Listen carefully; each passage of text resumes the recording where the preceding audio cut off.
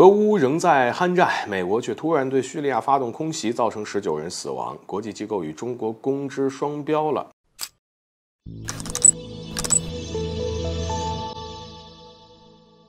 大家好，欢迎来到赵太阳观察室。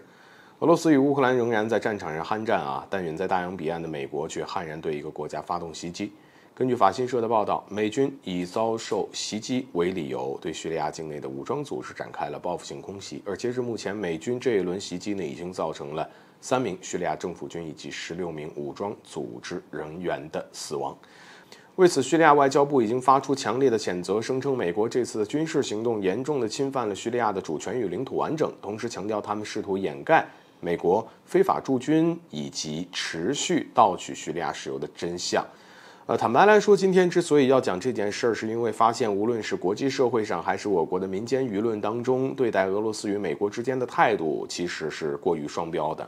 俄罗斯对乌克兰发动特别军事行动，联合国率先谴责，要求俄罗斯无条件撤军。国际刑事法庭直接以战争罪为由对普京下达逮捕令。对俄罗斯永远是一副喊打喊杀的态度，但是轮到了美国，他们就变了啊！美国在叙利亚非法驻军，杀了这么多的无辜民众，偷了这么多叙利亚石油，而联合国却装作不知道，没有任何处罚或者批判的声音，同时也没有见到国际刑事法庭给拜登下达逮捕令。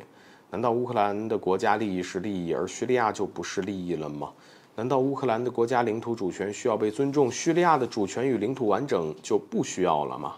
但这些问题在国际社会上的这样一个态度之上啊，可以说显得是淋漓尽致。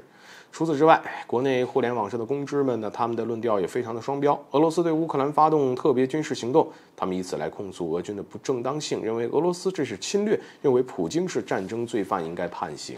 但轮到美国做出同样的事情呢，他们也变了，不敢控诉美国，开始装傻充愣。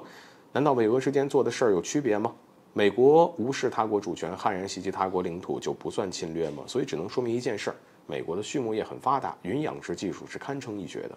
而基于此，我们由衷建议，既然联合国与国际刑事法庭认为俄罗斯有罪，那么请国际刑事法庭针对同样犯罪的美国总统也发出逮捕令，也请联合国秘书长古特雷斯发起决议，逼美国撤出在叙利亚的非法驻军，不然你们所谓的公平与公正等于双标啊！